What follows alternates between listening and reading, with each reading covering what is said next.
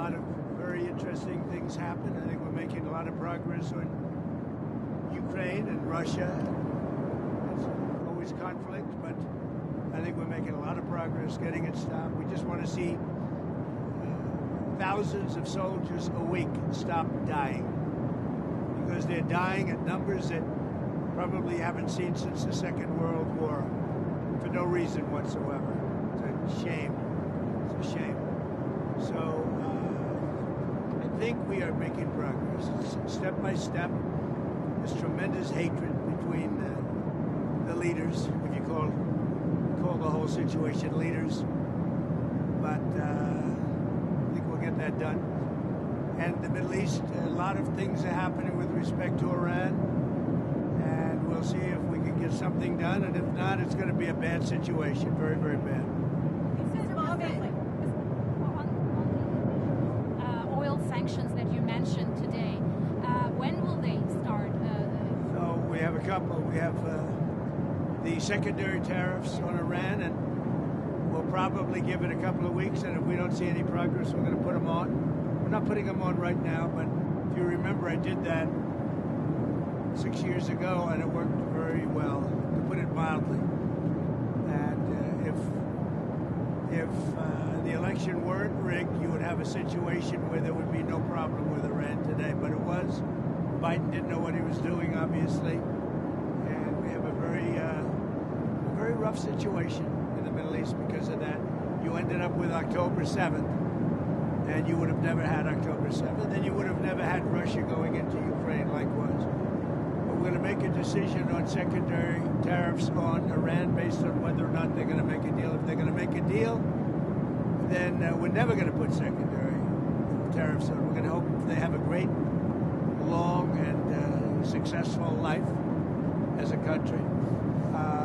But we'll see what happens. It's very interesting. I can't imagine them doing anything else but making a deal. I would prefer a deal to the other alternative, which I think everybody in this plane knows what that is. And that's not going to be pretty, and I do not prefer that. So, Mr. President, on the tariffs, you said that you were at one point that the tariffs Tuesday would be more conservative than what people might think. There's reports that you are maybe now looking to make the tariffs higher. So are you weighing higher tariffs? Or the tariffs will be far more generous than those countries were to us, meaning they will be kinder than those countries were to the United States of America over the decades. They ripped us off like no country's ever been ripped off in history. And we're going to be much nicer than they were to us, but it's substantial money for the country, nevertheless. On the tariffs that you're planning, so you're expecting to hit something like 10 to 15 countries, is that right? No. All of the countries. Is it across the board? Not 10. I don't know. Who told you 10 or 15 countries? Well, we heard that. So we heard that you were going to aim for the 15%. But you didn't hear it from me. Okay, so how many countries will be in that initial tranche? You'd start with all countries, so let's see what happens. There are many countries involved. On the Russia? I haven't heard a rumor about 15 countries, 10 or 15. So you're starting with all countries? Well, essentially, all of the countries that we're talking about. We wouldn't be talking about all countries. It's not a cutoff. And if you look at the history and you look at what's happened to us, you go to certain places, go to Asia, and you take a look at every single country in Asia, what they've done to the United States in trade. And by the way, in military in a certain way. You look at, take a look at trade with Asia, and I wouldn't say anybody is treated as fairly or nicely. And but we are going to treat them. We're going to be much more generous to them in terms of heart. We're going to be much more generous than they were to us. You said you were not joking about a third term, about possibly wanting a third term. Does that mean you're not planning to leave office on January 20th? I'm not looking at that, but I'll tell you, I have had more people ask me to have a third term, which is in a way a fourth term, because the other election, the 2020 election was totally rigged. So it's actually sort of a fourth term in a certain way. I just don't want the credit for the second, because Biden was so bad, he did such a bad job. And I think think that's one of the reasons that I'm popular, if you want to know the truth. I think I'm popular because we've done a great job. I think we've had the best almost 100 days of any president, and most people are saying that, and it's an honor. We're bringing back our country. We're respected as a country again, and we're strongly respected. And people are amazed. I was with some very important people today, and they said that they've never seen a turnaround of a country as fast as this. Even look at our border. We have nobody coming in. And you can come into our country, but you have to come in legally. But we have nobody coming in to our country. It's almost shut down. They've never seen anything like this. Is that an appropriate The precedent? Constitution limits a president to 2 terms. Is it your understanding that they have to I don't be? even want to talk about it. I'm just telling you, I have had more people say, please run again. They said, we have a long way to go before we even think about that. But I've had a lot of people. Yeah, go ahead. Did you have something? Yeah, I just wanted to ask, do you think that's an appropriate precedent to set, even if it wasn't you in this position, to see a president serve a 3rd term? I don't want to talk about a 3rd term now because no matter how you look at it, we got a long time to go. We have a long time. You know, we have almost 4 years to go. And that's a long time.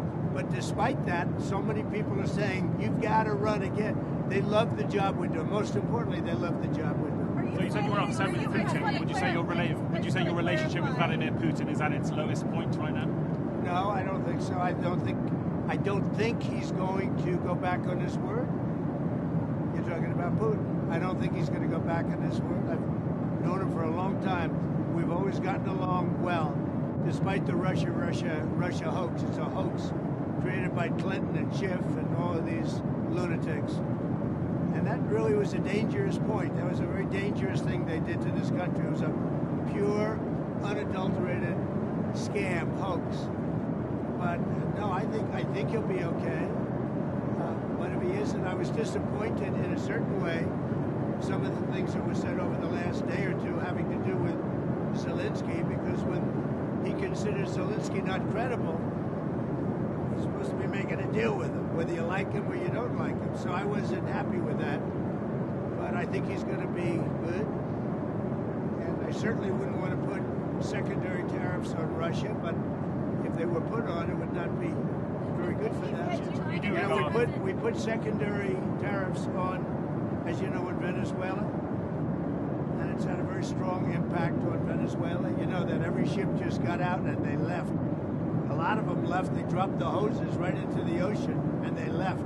They didn't want to be there for a minute because they didn't want those tariffs to catch on, or they didn't want me to see them there. So the Venezuela secondary tariffs, all secondary tariffs are very strong because essentially it says if you disobey our orders, you cannot do business in the United States of America, and that's the cash cow. Will that apply to Chinese companies buying Russian oil as well, if you plan to go ahead with those? So if, in the case of Venezuela, as you know, China pulled up anchor and left.